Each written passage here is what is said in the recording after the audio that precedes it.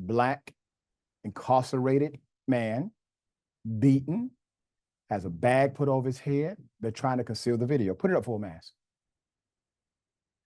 I'm going to tell you a horrific story. It's going to make your blood boil.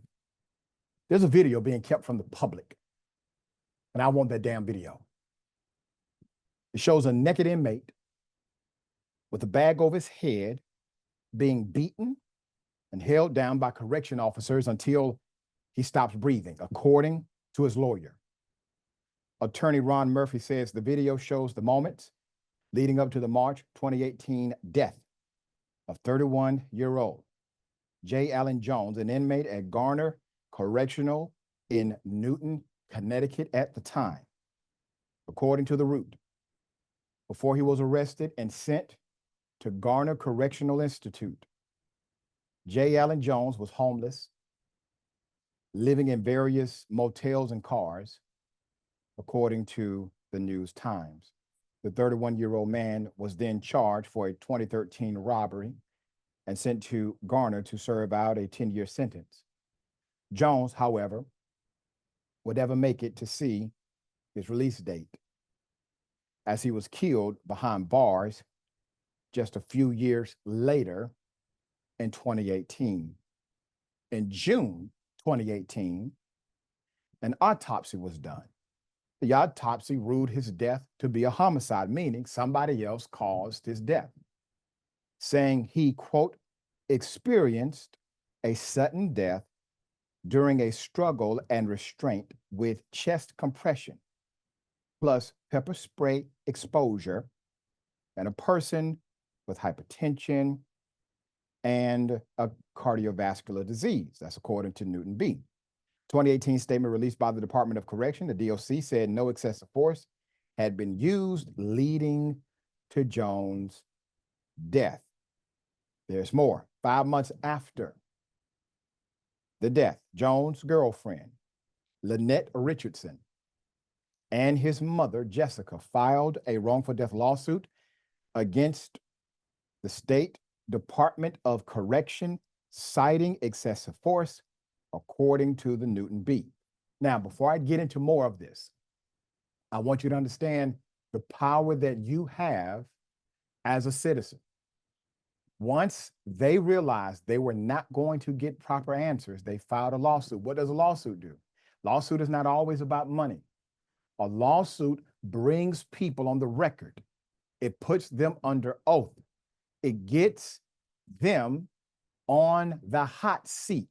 And if they lie in their affidavit or their testimony, that is then also a criminal offense. Many are not willing to lie for their comrades while being under oath. Some are. Put up the pictures full mass here.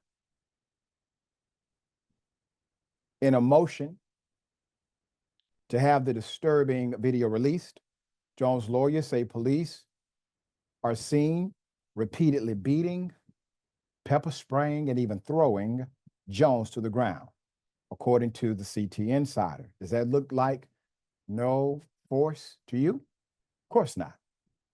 The footage later shows Jones completely naked, handcuffed,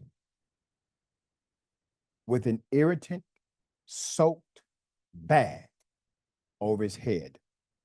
Correction officers wheeled J. Allen Jones out of his cell after beating him.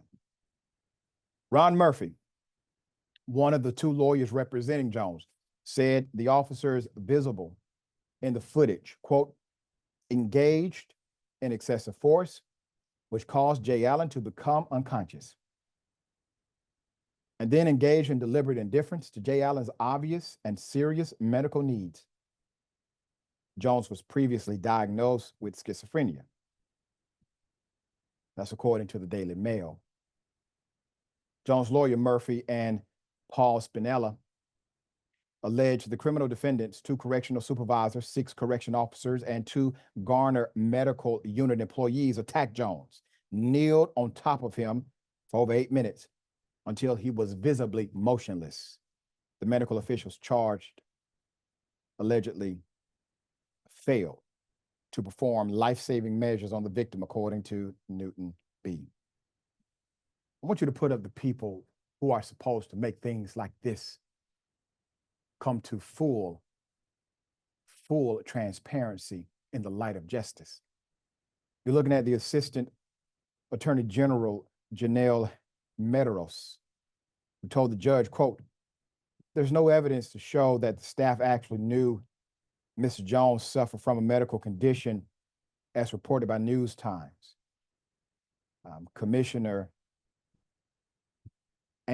Angel Curtis currently runs the Connecticut Department of Corrections." Let's be very clear what's happening. You already have a cover-up, which means evidence of a guilty conscience.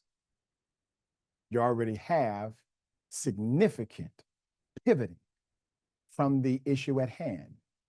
So when you have a prosecutor saying, well, there's no evidence they knew of the other medical conditions, let's deal with that for just a moment. There were actual medical personnel there. The correction officers and the medical personnel, they have what's called a duty of responsibility, meaning either you knew or you should have known. You knew or you should have known. You have a duty of care here. So it doesn't matter if you actually knew or not.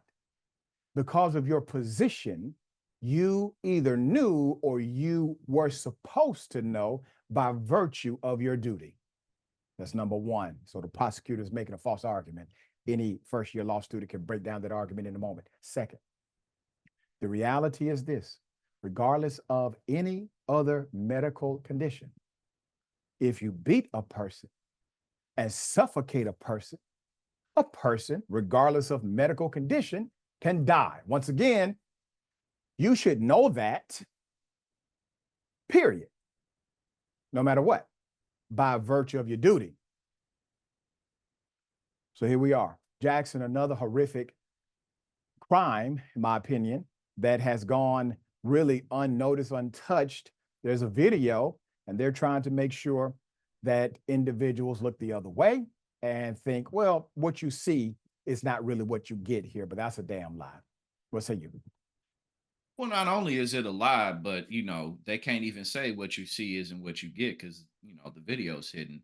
And when it comes to the situation, there's really not that much to analyze. They just felt like brutally torturing a man and killing him.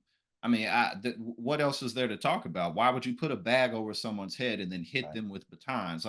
What do you think is going to happen if something goes down like that? And then again, they're not showing the video, so there's really nothing to question about that. But the point of it all is that this is just more of the status quo. A couple weeks ago, when Marcellus Williams wrongfully got his life taken by Mike Parson, the governor here in the state of Missouri that I Yep. was born and raised in, and that I'm in right now. Why did he do that? Because that's the status quo to him. Because it's just about racism. It's just about upholding might versus right and whites on top of society. And look at the demographics. So these types of jobs, you look at like if you're a prison guard, maybe people who work in nursing homes, people who work in like foster areas, a lot of these positions can obviously these jobs attract all types of people, but they can often attract people who are nefarious because you would look the other way. You got prisoners. Oh, generally society looks the other way.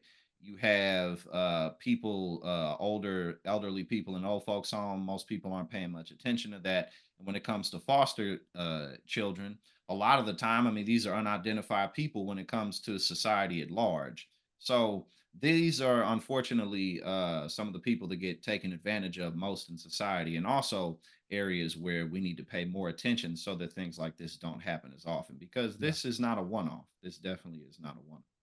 And you can't dismiss this fact. They likely calculated he doesn't have a family. He was homeless. He doesn't have a community advocating for him. So they did to him as they please. Well, he does have a family, does have a community. We're going to continue to advocate for justice in this case. I told a group yesterday that there are two types of people in the world, either thermostats or thermometers. A thermometer will be the person that simply tells you the temperature. and they don't give a damn about changing it. A thermostat always wants to change the temperature. If you want to change systems like this, you become a thermostat and you transform those systems from the inside out.